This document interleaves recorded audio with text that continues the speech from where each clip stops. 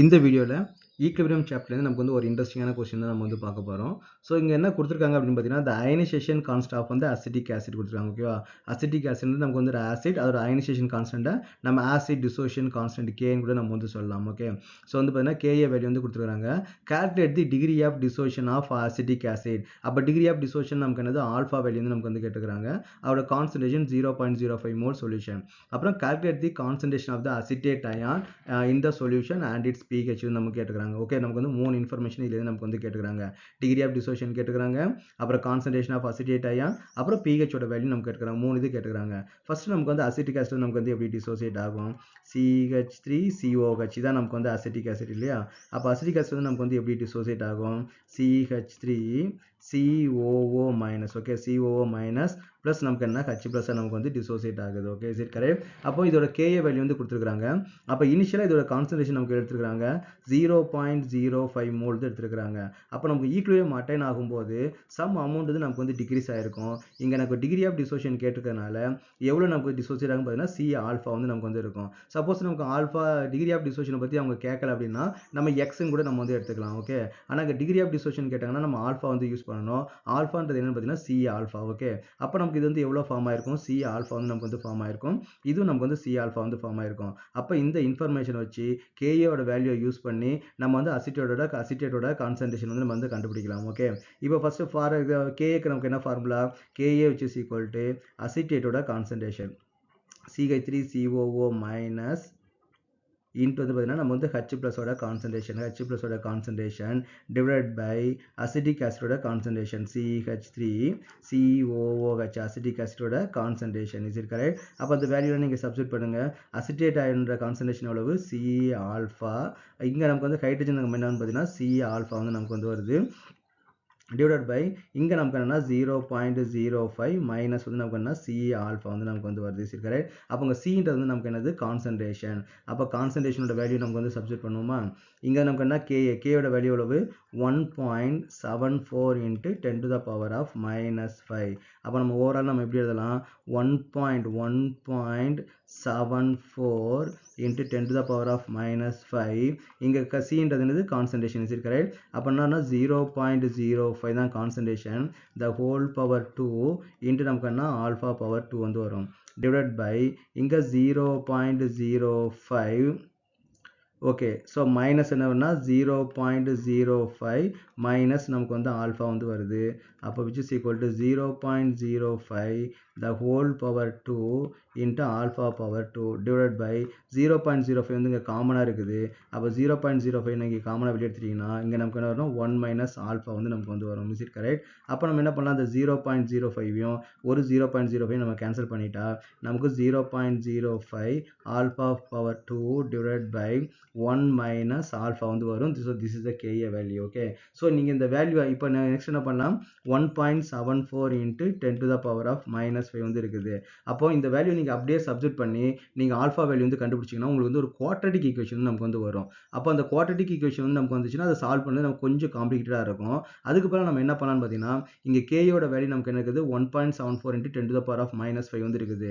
இது எப்படி இருக்குது? 10 to the power of -3 விட நமக்கு வந்து ஸ்மால் வேல்யூ வந்துருக்கு இல்லையா? அப்போ 10 to the power of -3 விட ஸ்மால் வேல்யூ இருந்துச்சு அப்படின்னா மேக்ஸிமம் நமக்கு என்ன இருக்கும்? ரியாக்டன்ட் தான் இருக்கும். ப்ராடக்ட் வந்து நமக்கு வந்து நெக்லிஜிபிள் அமௌண்ட் தான் நமக்கு வந்து இருக்கும். அப்போ நம்ம என்ன பண்ணலாம்? அதில் ப்ராடக்ட் நெக்லிஜிபிள் அமௌண்ட் இருந்துச்சுன்னா ஆல்ஃபாவோட வேல்யூ வந்து நமக்கு வந்து ரொம்ப ரொம்ப கம்மியாக தான் இருக்கும். அப்போ ஆல்ஃபா வந்து நமக்கு வந்து இந்த ஒன்றை கம்பேர் பண்ணும்போது ஆல்ஃபாவோட வேல்யூ நமக்கு வந்து ஆல்மோஸ்ட் நெக்லிஜிபிளாக தான் இருக்கும். அப்போ நம்ம என்ன பண்ணலாம்? இந்த ஆல்ஃபா வந்து நமக்கு வந்து ரிமூவ் பண்ணிடலாம். அப்போ ஆல்ஃபா ரிமூவ் பண்ணிட்டீங்கன்னா ஆல்ஃபா வந்து இந்த அப்போ டினாமினேட்டர் டேர்ம் எல்லாமே நமக்கு வந்து 0 ஆகிடும் இல்லையா? 1 ஆகிடும். அப்போ நமக்கு வந்து அதை கன்சிடர் பண்ண வேண்டிய அவசியம் கிடையாது.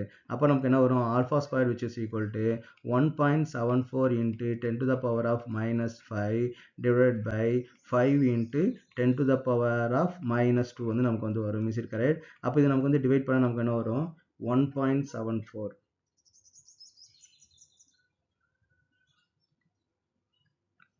1.74 divided by 5. அப்போ நமக்கு வந்து 0.348 வந்து நமக்கு வந்து வருது. அப்போ 0.348 இன்ட்டு இது வந்து 10 to the power of -2 இல்லையா? அப்போ நமக்குன்னா 10 to the power of -3 வந்து நமக்கு வந்து வருது. இது எதோட வேல்யூ? ஆல்ஃபா பவர் 2ஓட வேல்யூ நமக்கு என்ன வருதுன்னா 0.348 into 10 to the power of -3 வந்து வருது இல்லையா? இதை நம்ம எப்படி எழுதிக்கலாம்? 3.48 into 10 to the power of number வந்து பெருசாகும்போது வேல்யூ ஸ்மால் ஆகணும் இல்லையா? அப்போ -4 வந்து நமக்கு வந்து வரும். அப்போ what is that alpha value? அப்போ alpha which is equal to 3.48க்கு ஸ்கொயர் ரூட் எடுத்தால் நமக்கு என்ன வருது? 3.48 ஸ்கொயர் ரூட் எடுத்தா 1.86. ஓகே, ஸோ அப்போ நமக்கு என்னன்னா 1.86 into 10 to the power of -2 வந்து வருது. அப்போ இதை வச்சு நம்ம என்ன பண்ணிடலாம்? அசிட்டேட் அயனோட கான்சன்ட்ரேஷன் ப்ளஸ் வந்து H+ அயனோட கான்சன்ட்ரேஷன் நம்ம வந்து கால்குலேட் பண்ணிடலாம். அப்போ alpha which is equal to ஆல்ஃபாவோட வேல்யூ நமக்கு என்ன கண்டுபிடிச்சிருக்கிறோம்? 1.86 into 10 to the power of -2 வந்து நம்ம கண்டுபிடிச்சிருக்கோம் இல்லையா? அப்போ what is that acetate iron concentration? நம்ம ஆல்ஃபா கண்டுபிடிச்சாச்சு. நெக்ஸ்ட் வந்து பார்த்தீங்கன்னா அசிட்டேட் அயனோட கான்சன்ட்ரேஷன். அசிட்டேட் அயனோட கான்சன்ட்ரேஷன் நம்ம என்ன வரும்? CH3COO மைனஸ், அதை நம்ம என்ன எடுத்துருக்கிறோம்? C ஆல்ஃபான்னு வந்து நம்ம எடுத்துருக்கிறோம் இல்லையா? C ஆல்ஃபா நம்ம வந்து கன்சிடர் பண்ணியிருக்கிறோம்.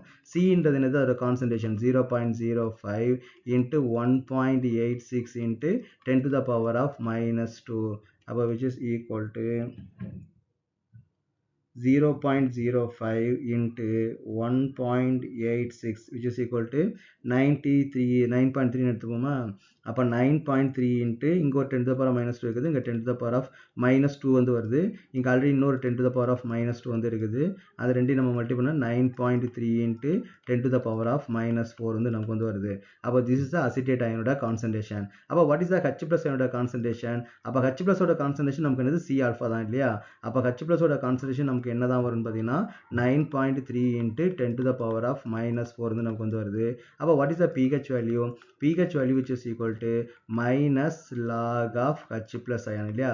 minus log of H+ ion which is equal to minus log of 9.3 into 10 to the power of -4. okay, அப்போ which is equal to pH which is equal to அப்போ வந்து minus எடுத்துக்கிட்டோம்னா log ரெண்டுக்குமே நமக்கு வந்து காமன். அப்போ log of 9.3 plus log of 10 to the power of -4 வந்து நமக்கு வந்து வருது. அப்போ which is equal to minus log of 9.3 ஓட வேல்யூ நமக்கு என்ன வருது? log of 9.3 என்ன வருதுன்னா 0.9685. அப்போ log of 10 to the power -4 நமக்கு என்ன வரும்? -4 வந்து வரும். அப்போ 4 இந்த வேல்யூ நமக்கு வந்து மைனஸ் பண்ண நமக்கு என்ன வரும்? -4. 4லேருந்து 4 டிஜிட் இருக்கு இல்லையா? 0.9685 வந்து நமக்கு வந்து வருது. அப்போ நமக்கு என்னன்னா 5, 9லேருந்து 8 மைனஸ் பண்ண வந்து 1, 9லேருந்து 6 மைனஸ் பண்ண நமக்கு வந்து 3, அப்போ வந்து 0. அப்போ நமக்கு என்ன 3 வந்து நமக்கு வந்து வருது இல்லையா?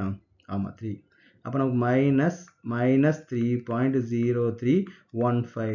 ஏன்னா வந்து 4 வந்து மைனஸில் இருக்குது இல்லையா? அப்போ வந்து பெரிய நம்பரோட டிஜிட் தான் நம்ம வந்து போடணும். அப்போ மைனஸ் வந்து இருக்குது. அப்போ pH வேல்யூ நமக்கு என்ன வரும்னா 3.0314 வந்து நமக்கு வந்து வரும். So this is the pH value. So இப்போ நமக்கு வந்து ஆல்ஃபாவும் கண்டுபிடிச்சாச்சு, அசிட்டேட்டோட கான்சன்ட்ரேஷனும் கண்டுபிடிச்சாச்சு, pHோட வேல்யூவும் கண்டுபிடிச்சாச்சு. ஸோ திஸ்க்கு வந்து ஒரு சிம்பிளான ப்ராப்ளம் தான். ஃபஸ்ட்டு பார்க்கறது கொஞ்சம் கஷ்டமாக மாதிரி இந்த மாதிரி இருக்கும். நீங்கள் ஃபஸ்ட்லேருந்தே எல்லா ப்ராப்ளத்தையும் நீங்கள் வந்து ப்ராப்பராக நீங்கள் சால்வ் பண்ணிகிட்டே வந்தீங்கன்னா இந்த மாதிரி ப்ராப்ளம் உங்களுக்கு வந்து சால்வ் பண்ணுறது நமக்கு ரொம்பவே ஈஸியாகவே இருக்கும்.